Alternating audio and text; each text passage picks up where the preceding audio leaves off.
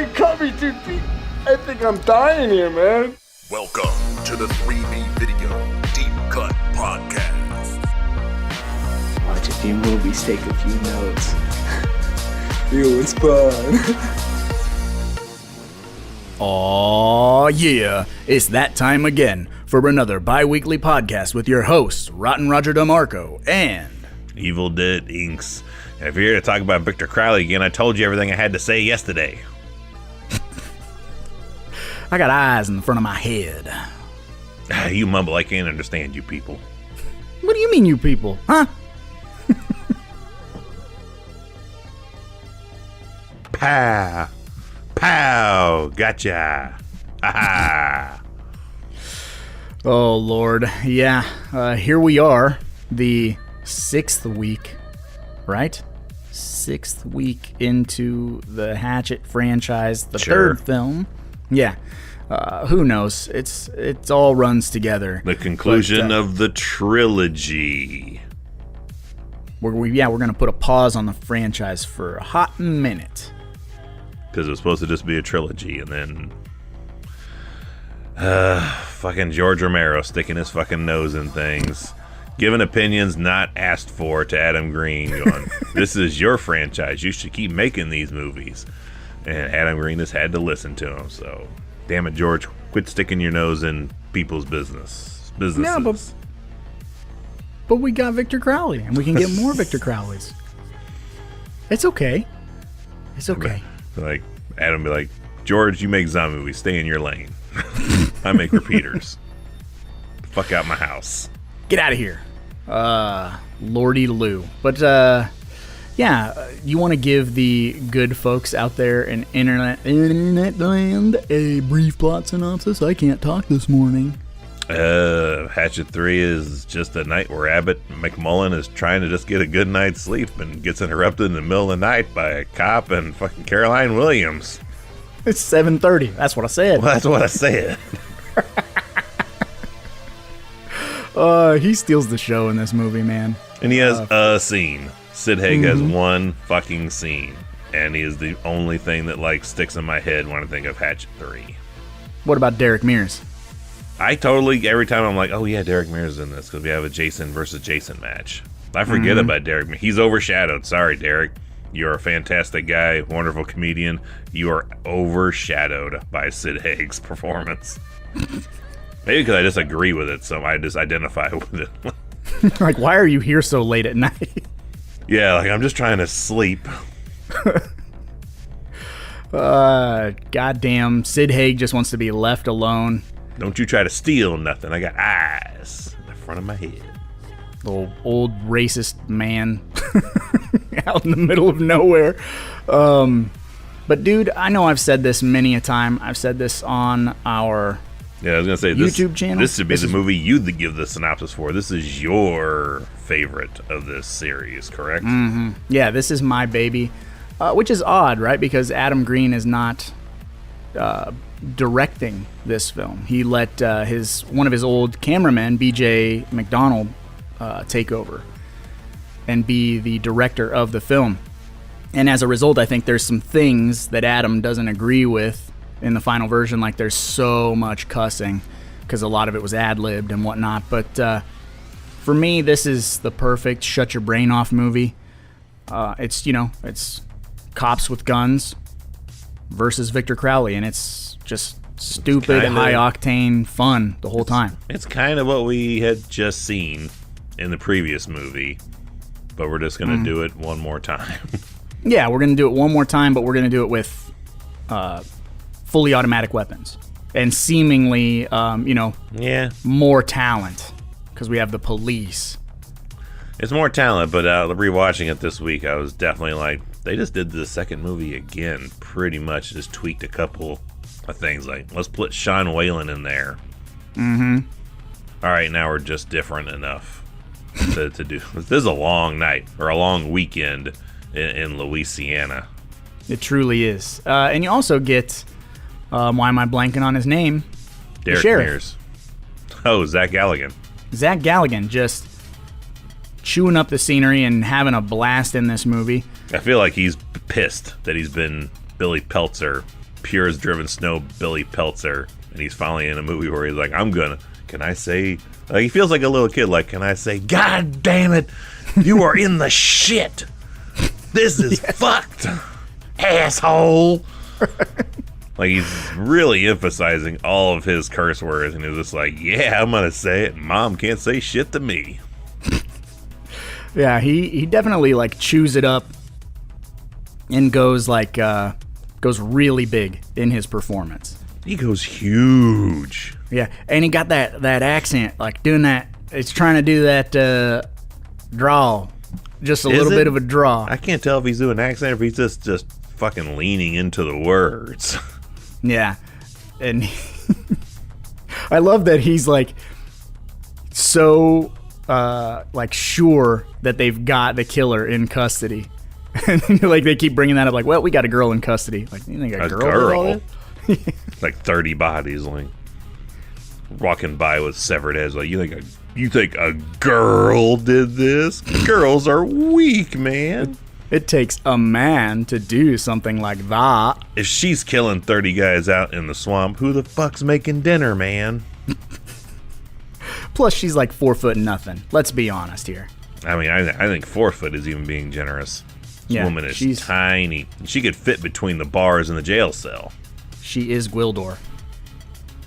But she's not the franchise's Gwildor. Useful. I wouldn't mind see. I don't mind seeing Danielle Harris nude in the shower with her big ass tattoo, which has grown by leaps and bounds since this movie. But I don't need to see Gwildor nude getting hosed down, getting powdered sugar thrown at him. Delousing powder. The Rambo reference. The lice hate the sugar. It's delicious. Oh, that's so good. So, yeah, I guess that's the plot synopsis, is that it's the same day. Or the next morning. Yeah, it's the next day, because the whole opening credits is her walking from the swamp to the police station with a shotgun and part of a fucking face, head, something. It looks like you bought like a New York style pizza and you just held it in your hand for 9 hours. And let shit just drip off of it. It looks like the dude from Goodfellas wig. I can even shower with it. Yeah, so we get to go right back to the swamp, which is pretty ridiculous. And even Adam Green points that out in the movie. He's like, that has to be some of the most contrived and idiotic storytelling or decision-making I've ever heard in my life. When she's explaining that she went out there and then went back out there. And then I'm going back out there again. This time, though, she's forced. She's Scorcher.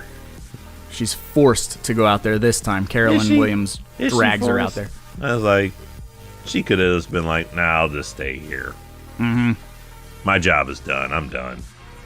It's safe in these bars. Yeah, it's safe. I brought his fucking face with me to this place.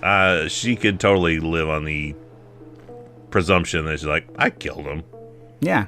Unless his face came alive in the police station. That's the only, you know what I mean? Man, talk about that's what this movie should have been. Just a fucking severed face just terrorizing a police station. Like imagine that, like some Evil Dead type shit. Like it's just attaching itself to other people's bodies.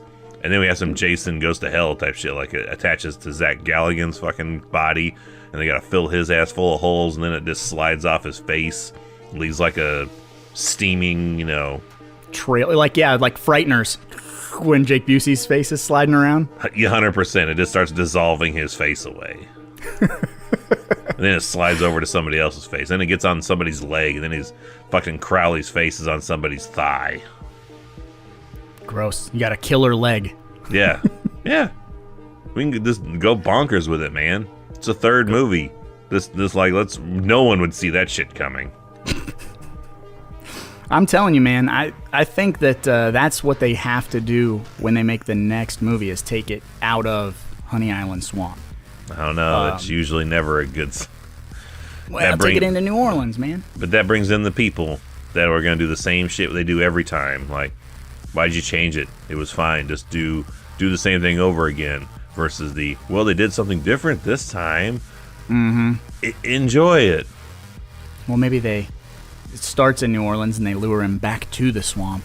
So you have half Jason Takes Manhattan, half whatever the fuck. Maybe there's a lake in Louisiana that somehow channels into the fucking Pacific Ocean.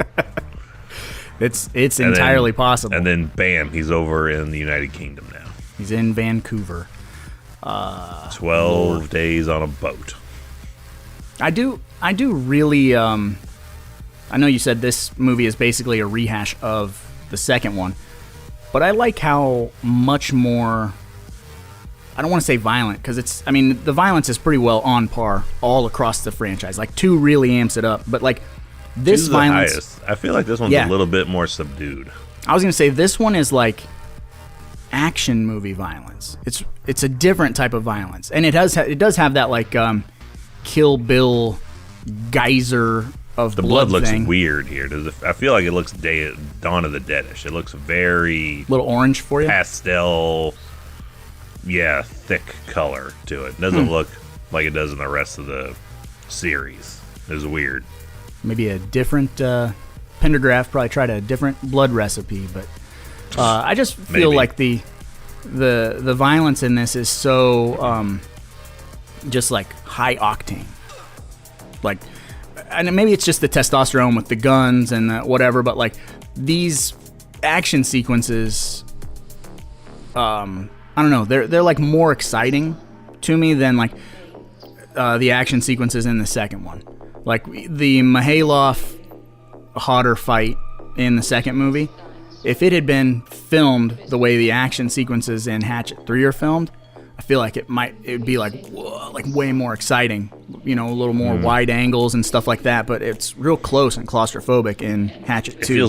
I bet it feels more real though. In this one, Crowley is literally doing some Arnold Schwarzenegger commando shit where he has like 9 cops who for some reason decide to stop shooting him and like let's just hit him with the butt of our rifles all together, and he just Hulkamanias his way off of like 9 guys beating the shit out of him. And that's literally the only kill that I can remember off the top of my head is when he's killing D. Snyder's son. Oh, ripping the arms off and stuff. Yeah, one arm at a time, then the other arm. Like, he's just a fucking torso. He's Torso Man down there. And then just to finish him off, like, you think he's going to rip his head off or some shit like that. No, he just, I'm just going to put my boot gently on the back of his head and drown him. Like, God damn, you're a cruel man, Victor Crowley. You deal with that, Cody Blue Snyder. I'm like, he might bleed out before he actually drowns, but okay. Everybody gets just. I forget Derek Mears. Like they fight. He predators him.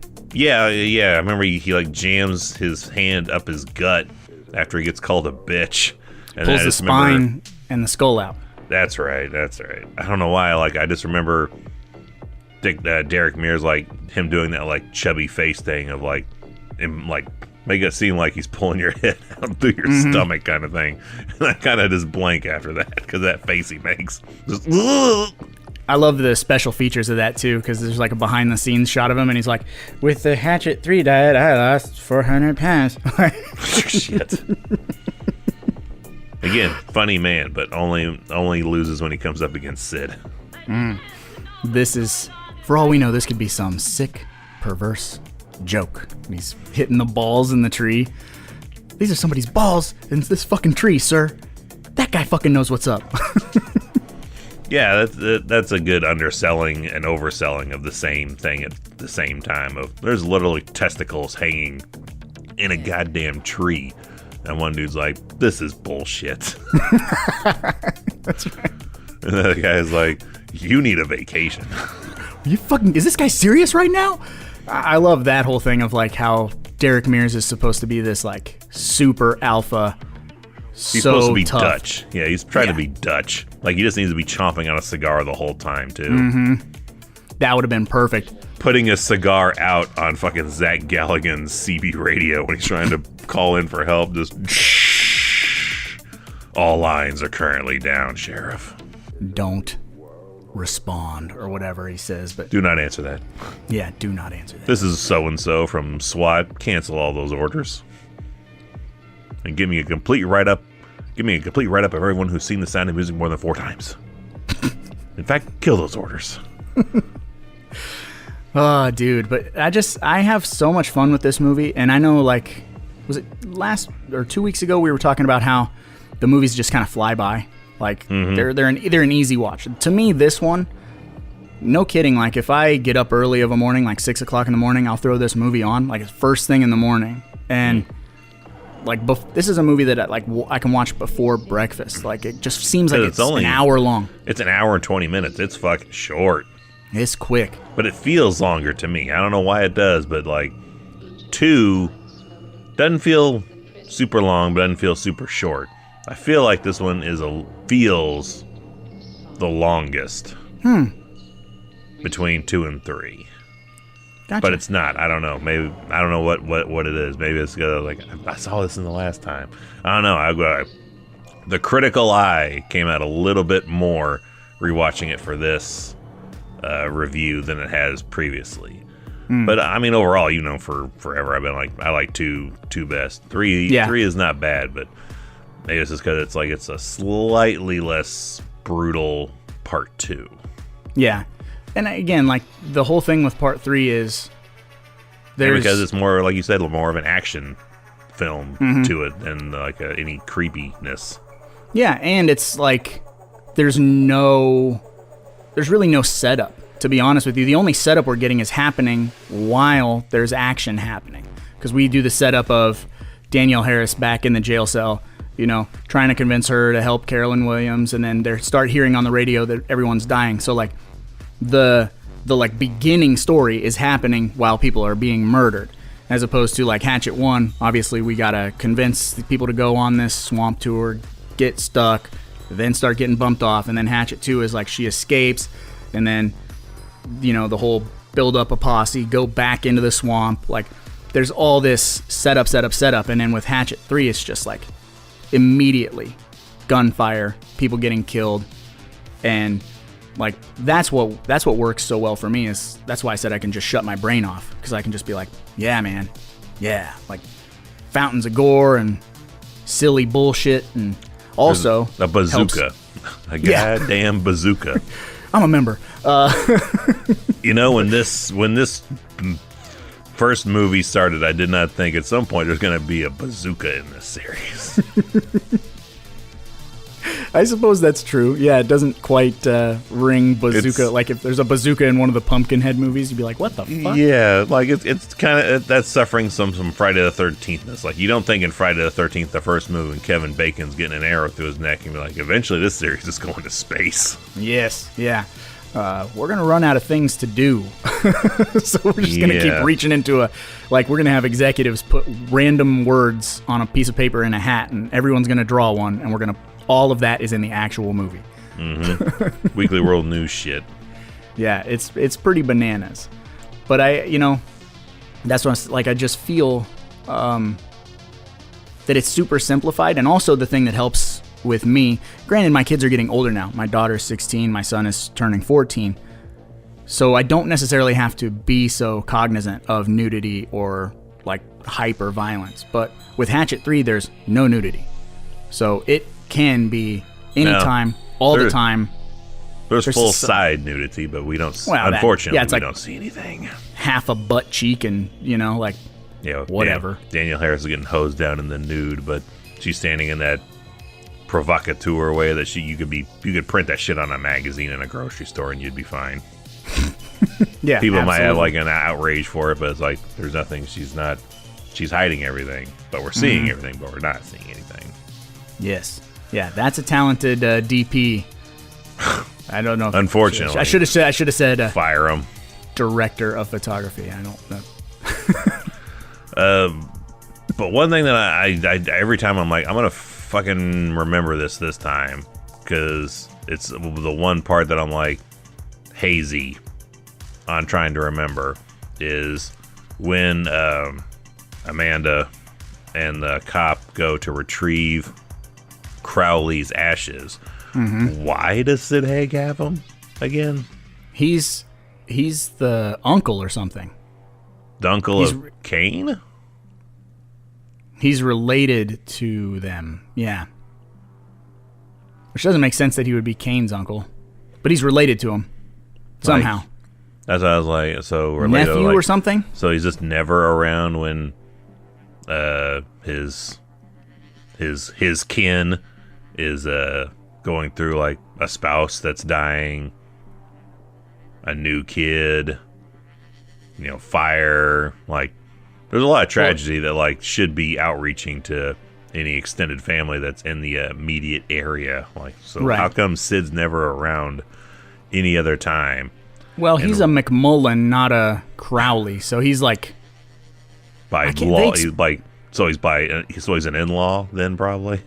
I think he's just like, yeah, he's like a distant relative, and so somehow since he was like one of the only ones left, he got the ashes or something. Like, I don't know. It's some contrived storytelling, but you got to do what you got to do by the time you get to the third movie. And that'd be weird to keep that shit though. I don't know. If I had like a distant in-law and they're like, here's his ashes, there was no one else to give these to. I don't know if I would just like, all right, I'll just keep this in my living room. Yeah, forever. That's true. Or be so opposed if someone wants to come take it. Like he pretty much gives it up without a fight. Mm-hmm. But he kind of puts up a fight on like, why are you putting up a fight for an in-law's ashes that you didn't ask for, probably, and really don't have that much of a tie to. Like if that was me, I'd like, let's just take this somewhere nice and spread the ashes and like, okay, recycle dump the out urn, the ashes, yeah, and sell take the urn to Goodwill. Something, but like just to, I'm like, all right, I'm gonna keep this. It's odd. It is very strange. Now that you break it down like a grown up, it is like yeah. If someone has rolled into your house, like, so someone that married into your family by marriage has died. There's no extended family that they have. Here's their body. We didn't know who else to turn to. Yeah. I'd hope I would have got notified beforehand, because I mean, I'd be like, just donate to science, do something, right, whatever with it. So then that furthers down. I'm thinking like, so then he probably requested, after he died, they probably went down the line, and he was the next person they could find that is related. So it was probably his request that like, just cremate him and send me the urn. That's even fucking weirder. They like, just cremate him and I'll take the urn. Big old fancy urn too. That is not a cheap fucking urn. It looks like some Aladdin shit. I don't know. It's huge. Now, granted, you get a lot of ash off even like a small person, because I've had to deal with a grandparent that got cremated, like little like 80-pound woman. Like, this is a real big box of ashes for such a small woman. So you get a lot. Put a couple people's ashes together to bulk it out. It's a decent amount, but I know those urns are not fucking cheap. We've seen The Big Lebowski. Like, is there a more modestly priced receptacle? Like, also cannot see Sid Haig spending. That had to be for that size urn. That had to be like $300, maybe $600 urn. Like that's got to be high. Death is an industry, folks. And there's ways around it. They got a stranglehold on it. We gotta take it back from them. That's why you should go to Titan Caskets. Hopefully we can get funding or sponsorship by them. That's TitanCaskets.com. No. Titan Caskets, legit casket business that sells really nice caskets for a hell of a lot cheaper, which I definitely want to do for Halloween decor at some point. Like $1,200 for a really nice looking casket that I can have for display on Halloween out here. Better believe if tax season hits just right, I'm buying me a fucking casket. And then possibly, ups or whatever you call that, like reusing it for like if a family member passes away, you don't have to buy a new one. I'll like dibs. This is gonna be mine. I pre-bought. Some people pre-buy their plots. I'm gonna pre-buy my casket. You got like, you put the nicest batting in there. You got like I'm gonna live stream from inside that bitch. Slim Jims tucked away. We're gonna do live shows. And I'm gonna be in the casket the entire show. Door shut. Just run a camera through. Like, here we are, hour and a half in. I'm still in the casket. Sidebar. I don't know if I've ever told you this story, but when I was in high school, my buddy, his dad was like a woodworker, and he built me He built me a casket, like a crappy looking like Dracula one with like some hinges. I was thinking like an old West, like some shit Clint Eastwood kind of like buries that. people. Josie Yeah, like Wales buries people in this. Yeah, like one of those. I would love one of those. It was awesome, and I used it as I called it my coffin table because I'd put my blankets and stuff in it. And Anthony, who was in Tapehead, both Tapeheads, that was my best friend in high school. And there was one night he was spending the night, and he's like, I'm going to try and sleep in this. Like, with the door closed. And we never saw him again. And he slept in it all night until it was probably like 4:30 in the morning. He just, like, pushed it open because it was so fucking hot in there. Like, he woke up in the middle of the night like, fuck, it's hot. Like, but yeah, he slept in it. Got hot in these caskets. Yeah, kind of warm in these tombs. As you're pushing it into an open flame. Oh, just be quiet. Let the fire you're awake. shower over you. Thought I padlocked that. My mistake. Houdini did it in 2.5 minutes. Oh, I forgot to punch you in the stomach first. Fucking figure it out. No, yeah. And I had that thing for years, and I think, if I'm not mistaken, He's sleeping in it to this day. He might. Well, I think when I got divorced, my cunt of an ex-wife took it. Because I can't, for the life of me, remember where it went other than that. I hope that's something an afterlife provides, is all the shit that you just realize at some point. Where the hell did that go? I get told what happened to it. Like, I know I did not sell or, give away a bunch of my Masters of the Universe toys and Gray Skull play sets and all that. But I don't have those fucking things anymore. And I'm pretty sure I didn't lose them in the house fire of 2011. So where did these things go? I want documented history of, like, when did I see this object last? And what the hell happened to it? That's what I want to... I'm ready for the records day of post-death. Like, where'd all my shit go? Please tell me. Were we talking about Hatchet 3? I think we... Yeah, we're talking about how Sid Haig had to have requested this cremation of the Crowley man and has kept this excessively big, giant urn of his ashes in the house that they take because Amanda has somehow determined this is how we're going to end this for good. Did she explain how she got to that conclusion, or she just like, did we see the Tommy Jarvis occult book in her passenger seat at some point or anything? I think she's just surmised that all he wants is his dad, so give him his dad. Like, that's just the extent of her exposition. And it is kind of cool at some point in this movie towards the end. You always hear Victor Crowley like moaning or yelling, and it's not until this movie when I realized that he is saying daddy. And then he says daddy when she shows him the urn. And I actually like that. I like that a little, like, because it's like he is this awesome force of doom, this terrifying monster. But we do have, through the first two movies and, this spot in the third movie, like a little bit of like humanity to him. Just a little bit of like, remember, he wasn't all bad. And I like that, like, just enough. So it's not like, feel sorry for him, but like, I don't know. He has when he sees the urn, he instead of screaming daddy from inside of a shack house, this is the one time he's like, sympathetic in his line delivery. But he just totally puts off a vibe of, I'm tired, boss. I'm tired of all this killing. You need to see Green Mile. I feel like I have. I've seen Hatchet 3. Like, I'm just tired. Let's kill him anyway, though.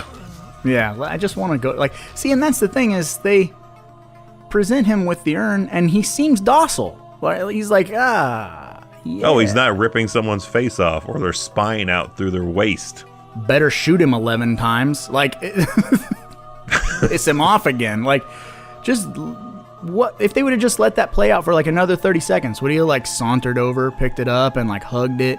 Yeah, or would he have like take the top off and drink it? Like, what? He just showers in it, like rolling around in it like a cat with catnip, like daddy, like. Yeah, because he lunges for a hot second. We don't know if he's lunging at Danielle Harris or what, but he just takes a slight lunge, and that just prompts everyone that's still standing to platoon him right there, which just pisses him off, as He's it dead. does. Which, I mean, they've shot him so many times, and their goal is still, like, just keep shooting him. See, and Like, again, It's I brought video this game up. logic. Like, if we just shoot him enough times, it will work. I brought this up, I think, 2 weeks ago when we were talking about Hatchet 2. Like, there's something that I really, really like about when people shoot these slasher villains. There's something about that I like. Or maybe it was when we were talking about Leatherface. But, like, yeah, shooting at these villains, because it feels like it should put them down, right? Like, Jason never got shot until he became a zombie. We've shot Leatherface a couple times. Michael Myers gets shot, but only in a few of the movies.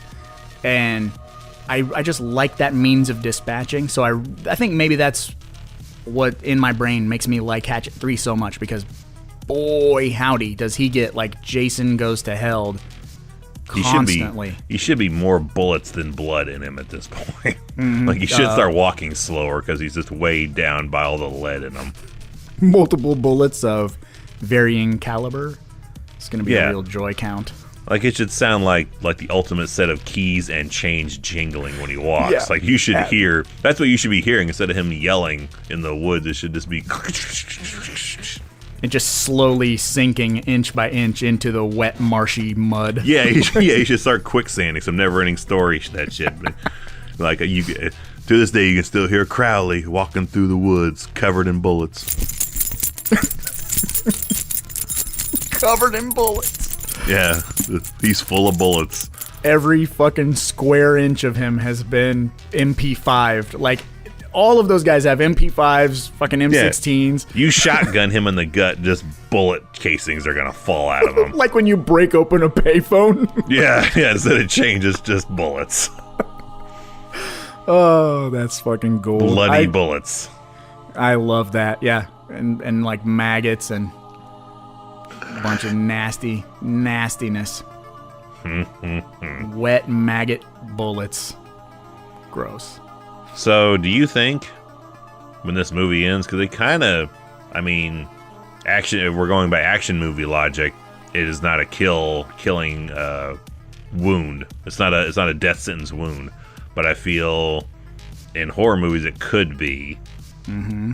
But Danielle Harris gets impaled on a tree through the gut, and they do a good like blood splatter like sound effect when she falls from the tree. Because yeah. I can't imagine how she's enough weight to break a tree limb, even She's a rotted not. one. Nope, she's not. A leaf could blow her over. But she's bleeding from the mouth and, yeah, impaled through, like, the midsection. And it does another dramatic, like, stark cut when it's all done. Mm-hmm. Do you think? Because, mini spoiler, she is coming back. Yeah. But do she you was think... dead. She died, too? She died with Crowley? 100%, dude. Here's the thing. I love Victor Crowley because we got another Hatchet movie, right? And we'll get into that in 2 weeks, but this was a pretty good definitive end. Like, she's killed him. I mean, it's acceptable. His death in this is acceptable. He started to melt when he got his dad's ashes. She blew him to fucking bits with that, like, riot shotgun monster thing. And then she bleeds out. Like, so she's avenged her family, and she can go.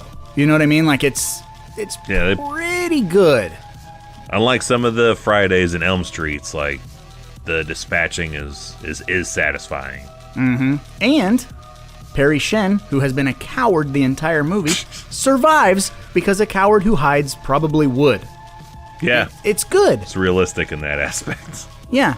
The dude fucking hid the entire movie and then waited for helicopters to come fly by and was like, I'm alive, come get me.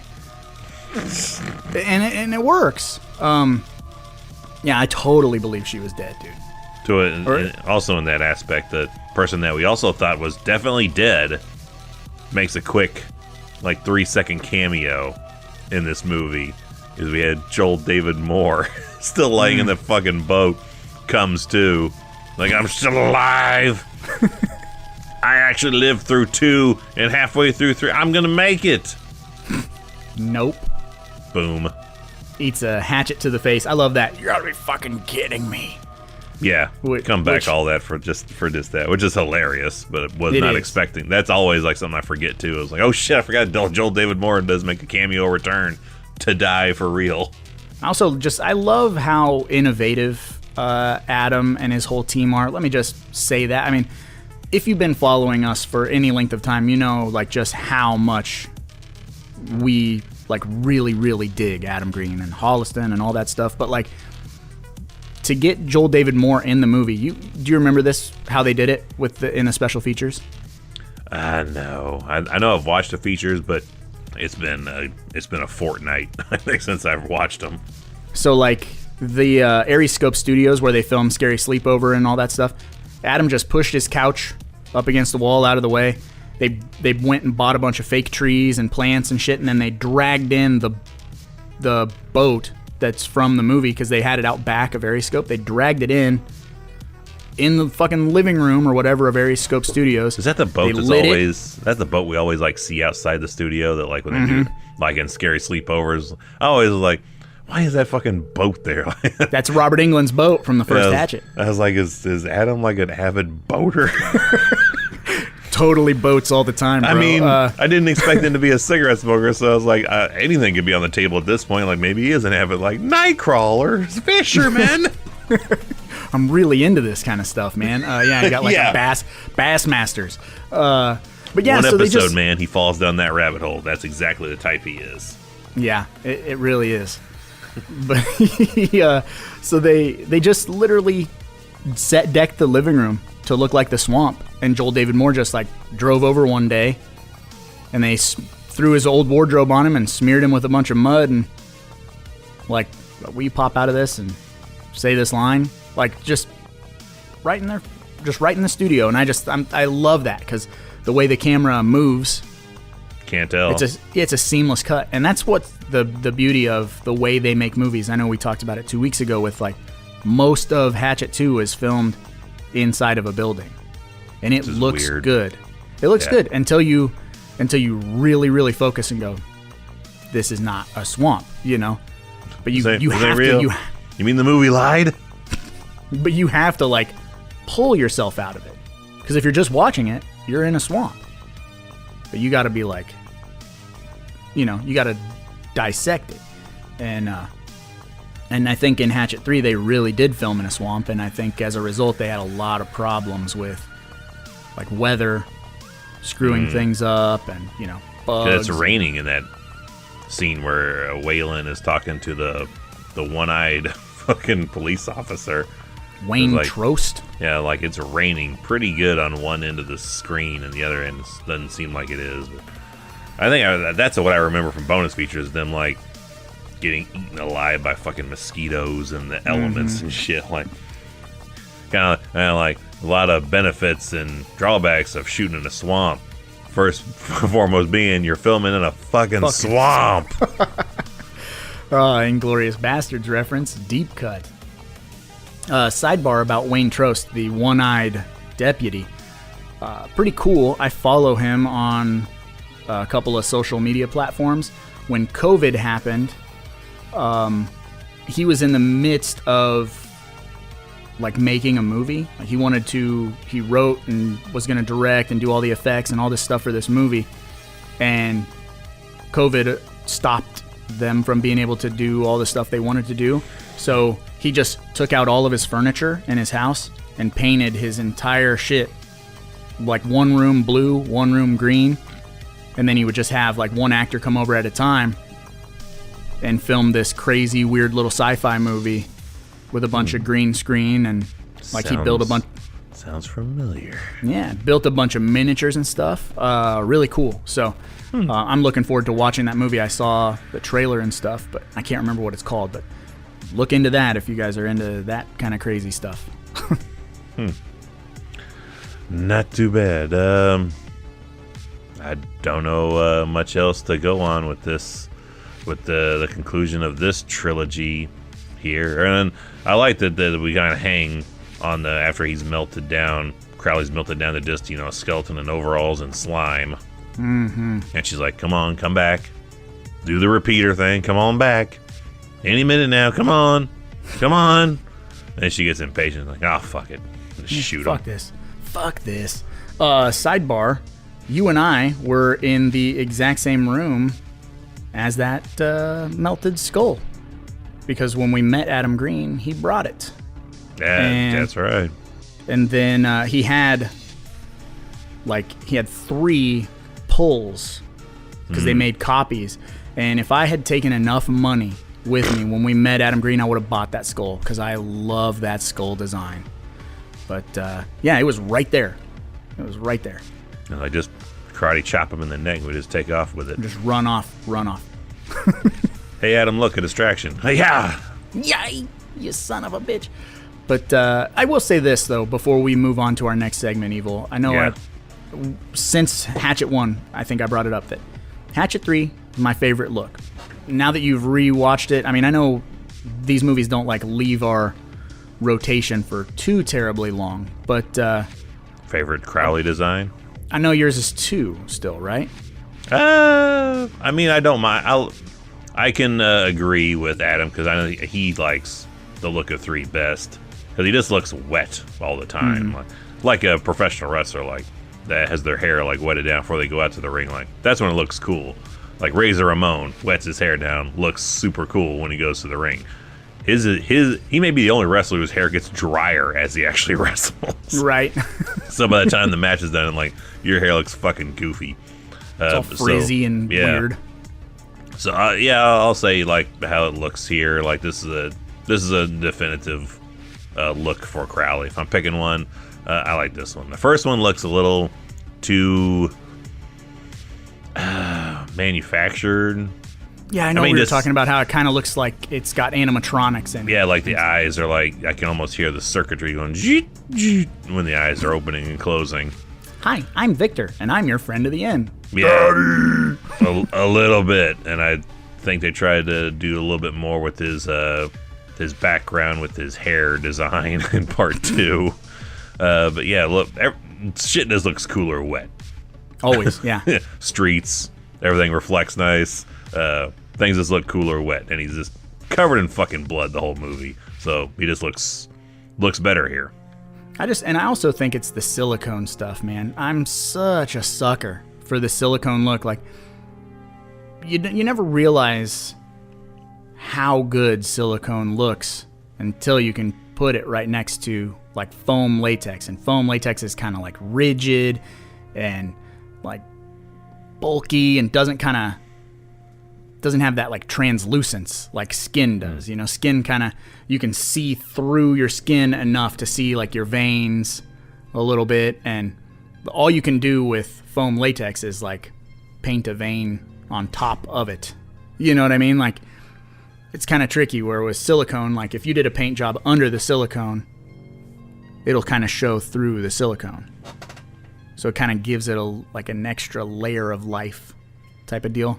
I think the lighting does a lot too here, because there's one shot that just kind of takes me out of it in 2, and it's during the fight with R.A., where Kane's getting kind of choked, and he's leaning back a little bit, and I don't know, for some reason that takes me out of it. I can totally tell, that's Kane. I can just see, Kane's, his eyes, and kind of, the bone structure of his face is, to me, it's just very distinct. So I'm that's Kane. I can't just suspend disbelief and be that's Victor Crowley. That's Kane. But they light him very well in this one, to where kind of like Fred Krueger in the first Elm Street. We see his face, but we don't get a real great shot of it. We get enough. The shadows kind of help, all the bumps and shit on his face. He can hide parts of his face with other parts of his face. Yeah, you can't see his real bone structure because the shadows are kind of leaking into those crevices and shit, and his head's like a lasagna you put in the microwave for too long. You start watching that shit bubble and gross. Pops, sticks to the ceiling. You got ricotta cheese on the ceiling. Yep. Oh, you're ricotta, not cottage cheese? Or does I'll it eat matter either. to you? It doesn't matter, but I like ricotta more. Yeah. I never had a dog in the fight until I met the wife, and she's a cottage cheese person. Which, yeah, you've had the lasagna that she's made.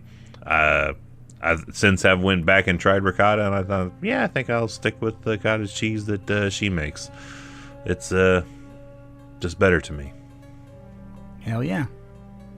I got no, like, I'm really not an Italian food, like, connoisseur, because I'm not either. Because it's, to me, you can get really, like, intricate with how you make it, but, like, we cannot logically, like, we're going out to eat somewhere, like, pasta. Like, pasta is, like, cheap, and it's, bulky. Like, nobody makes not enough pasta whenever you make pasta. Mm-hmm. Everybody always makes too much pasta.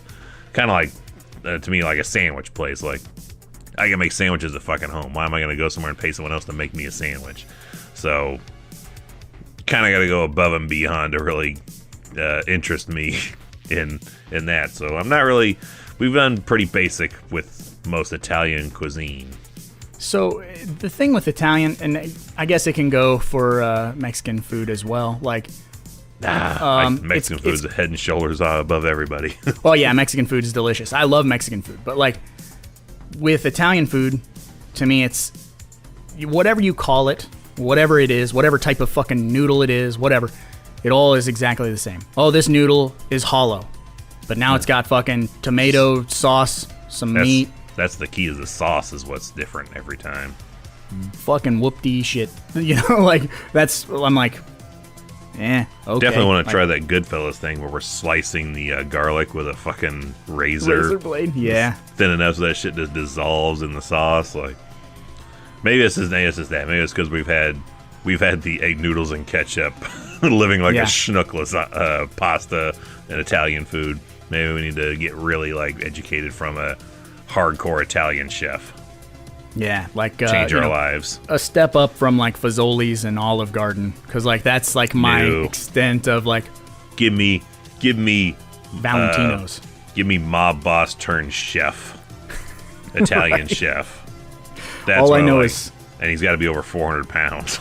Right, because he knows how to make good food. Yeah, that's all I know is like chain Italian food or like me attempting to make Italian food, and let's face it, Yeah, we can't go into real Italian restaurants because that's actually where the mob actually hangs out. These white motherfuckers rolling in here don't know shit. Because I'd be that guy like they're like, he's wearing a hat inside. Mm-hmm. Tony Soprano just getting pissed off I'm wearing a hat indoors. I'm gonna have Artie Bucco make me some fucking clam or whatever. But like, is this tonight they're gonna blow this place up, or someone's gonna, in a members only jacket's gonna commit mass casualties? What's going on? Yes, and credit card fraud. But on that note, I suppose since we're done babbling about caskets, Italian food, and a little bit of Hatchet III, well, what does that mean? It's time for them 1-star reviews.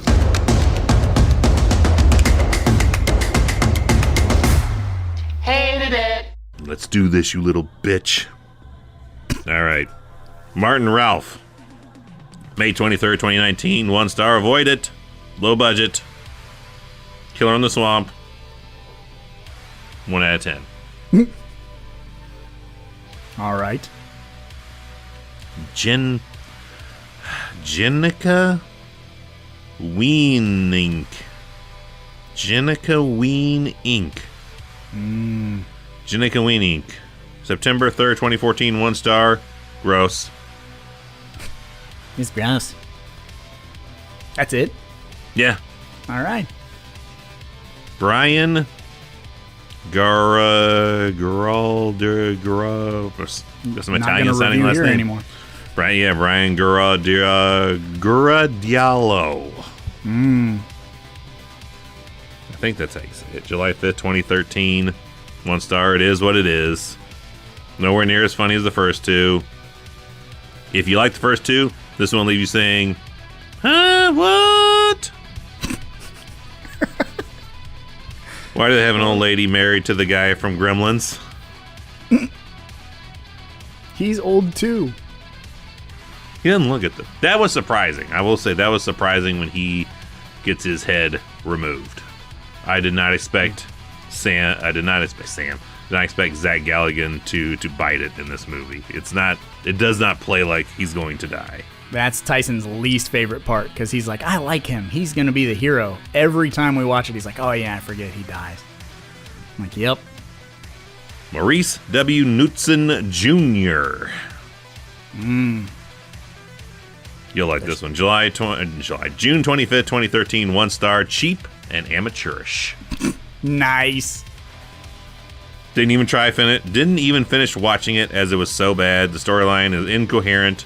Special effects were cheap and unbelievable. Okay. With the title, I thought maybe he was a Holliston fan, but yeah. I was like, I'll lead you in thinking he's an insider, but he's not. No, but he's not. He's a butthole. I figured, with a name, Maurice W. Knudsen Jr. So there's a Knudsen Sr. out there. I wonder what kind of movies he likes. I'm gonna say The Lighthouse. Don't know, haven't seen it yet. Me neither, but Remixes let me borrow it for like 3 years, and I still haven't pulled the trigger on it. He gave me his digital copy, and it's still just sitting in the digital library. So, yeah. Not many 1 stars for Hatchet 3, so you get off fairly clean. Only one more I was able to dig up that sounded good. From Angela Sylvester. I want to say Silver Star, but Sylvis. The fucking names today have given me problems. Sylvester. That's probably it, Sylvester. That is Angela Sylvester. There's a fucking Sylvester last name. That is weird. The Sylvester clan. They have little Sylvesters. The Sylvester family name. I don't know. You got to either be taken way too seriously or not seriously at all with that as a last name. I'm picturing like a woodwork, name design on a plaque. Half broken.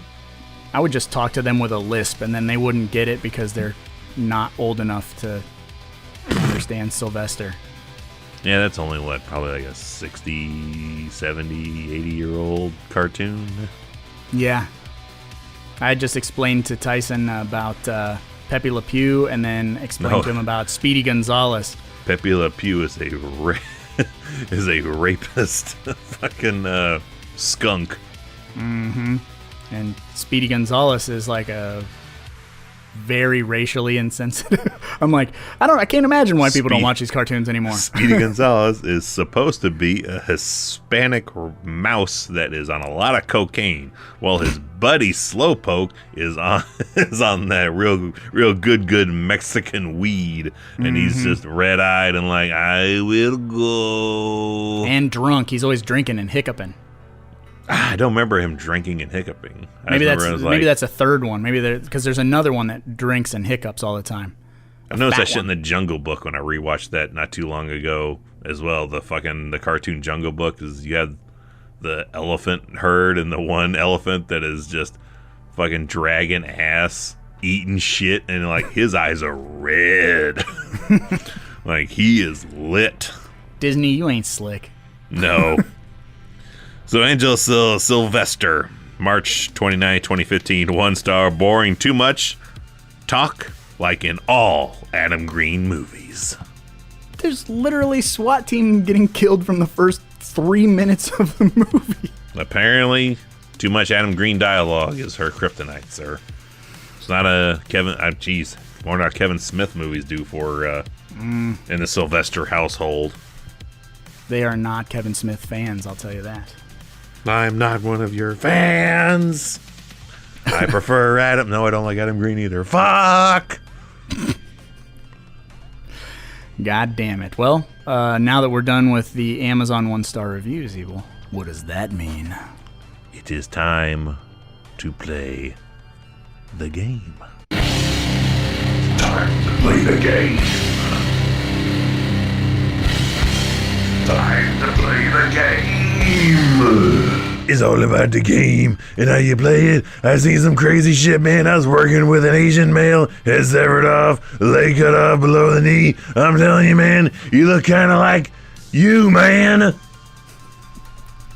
Oh, we all look alike. It's hilarious. It's hilarious. It's hilarious. Oh, Perry Shin, you are my hero. And that's right. It's time to play the game. If you're new here, welcome. But you're probably scratching your head asking yourself, what is the game? Well, the game is a deep cut in and of itself where you got to pick a prop from the movie that we are covering, but it can't be a well-known prop. So since we're covering Hatchet III, I'm still going to say you can't take... you can't take... Is the urn low-hanging fruit, you would say? I think it's low-hanging fruit. Okay. Can't take the urn, can't take the hatchet, can't take the overalls, because that's cheating. Pick something weird, obscure, off the beaten track, and let us know in the comments on the podcast. Let us know on Patreon, Discord, YouTube, Anywhere. Facebook, wherever you find us. Write a letter. We want to know. Yes, write us an actual... Write it on the back of on a $100 bill and mail it to us. I will take that. We'll cut it in half, and then we'll go buy movies. Yep, because that's how money works. That's true. It's true. If you rip it up, there's just more of that same denomination. I wish. Boy, I wish. Maybe we could, if we get sent a $100 bill, maybe I could put it in the scanner, copy it, Yeah. and Crumple it no up one like will 100 times so it's got the texture of old paper money. Yes. Just take it to a Yes. general store where, they don't understand technology. They still work just on cash. We would be able to get away with so many root beer floats and Twizzlers and the like. actual newspapers printed on actual newspaper. Actual streets paved with actual street. Fucker. Yep. Outdated milk. Gross. Yeah. You got the milkmaids. All the things that are in every old general store. Some Jacks, like the fucking marble and Jacks. Oh, yeah. Or not the marble, but the rubber ball and Jacks. Like Yeah. expired pork and beans cans. No, yeah. The ball on a stick. Rock candy. Oh, the train whistle, like the wooden train whistle. Yep. Yep. That's a given. Smooshed pennies that are keychains. Like we Yeah. put these on a railroad track, smooshed them, and now we're gonna sell them back to you. And they're like $5. Yep. And they're pennies. Yep. Well, you want me to go first, Evil? I can go first, I suppose. Sure, because mine is I got done with the movie and completely blanked on watching. I was like, fuck, what was I gonna take for a prop? Nothing fucking. And then I was like, oh, okay. And then like, okay, now it makes sense on what I would take. So, yeah, I'm curious from your favorite movie. If you're not taking that skull Yes. that you could have actually taken, what in the world do you pick? Okay, so there's a couple, I think, that would be pretty rad. Number one, the defibrillator that blows up Sean Whalen's head. I really like. Some Maniac Cop 3 shit. Absolutely, yeah. Like, is this still plugged in? You're on the roof, you know? That's kind of weird. Another slasher part 3 where someone's killed with a defibrillator to the face. I wonder if Adam Green was up really late one night watching Maniac Cop 3 and was like writing the script for Hatchet 3. Like, yeah. I'll do you one better. I bet he just was asleep with that movie on, and he woke up and was like, I got a great idea. I came up with this. Like, like he heard it and he remembered it, but he doesn't remember where he remembered it from because he was fucking crashed out at his computer. And like, yeah, I don't know where that came from. Oh, shit. Like, he fell asleep watching Nightbreed, woke up and wrote Digging Up the Marrow. 100%. Yeah. So if it's not the defibrillator, probably gonna go with the either the bazooka or the severed balls in the tree.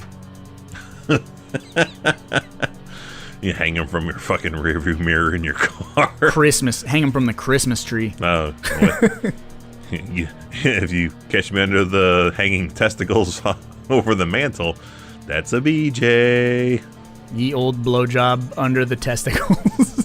That's what Blowjob I should under do this severed year testicles. Hang for some Christmas. balls. Like, I've got all the intestines and the brain and the heart and stuff. I should Decorate the tree with gore. I mean, you should. I'm on to something.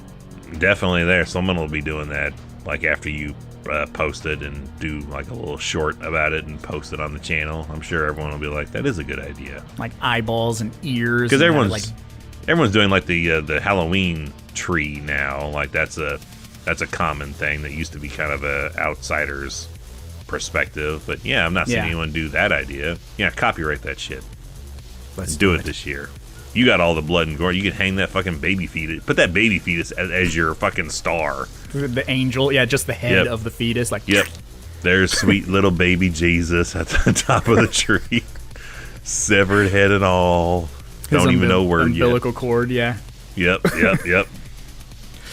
Yeah, that's classy. I love it. My dad would have a fucking heart attack. Because I remember a few years ago when I hung up my skeleton. Do you remember that? I had the skeleton and I wrapped it in lights. And that was our tree. We put the presents under it. Yeah. He was like, where's your tree? I'm like, that is the tree. He's like, oh, the kids aren't going to fucking like that. And he was like really mad at me. And I'm like, the kids are like on board with it. They think it's hilarious. So they're just sad they couldn't pull presents out from the actual body covered in, goo. That would have been fucking gold. Yeah, there's the extra step right there. Like an autopsy body. Like, go ahead and cut it open and get your Xbox. Mm-hmm. There you go. There you go. We're onto the heavy duty version of it. Mm-hmm. It's like a piñata, but it's like medically accurate. Yeah, give me that body from 7. We'll fill that body full of all the presents. They can hold it. See the size of this stomach right here? Perfect size for an Xbox X. That's hilarious. That's so fucking good. It's possible we could probably do this. It'll cost us a pretty penny, but man, it's multi-use, man. No presents because we spent it all on the thing that we would stuff presents with. Yeah, and then we can do our own video where we're pulling a fucking Dr. Giggles and like coming out of it covered in blood. Yeah. That's so fucking weird. I love it. Yeah. Copyrighting all this shit. What's your prop, Evil? I'm gonna take R.A. Mihailov's severed head that they just roll right on past like, a girl did this?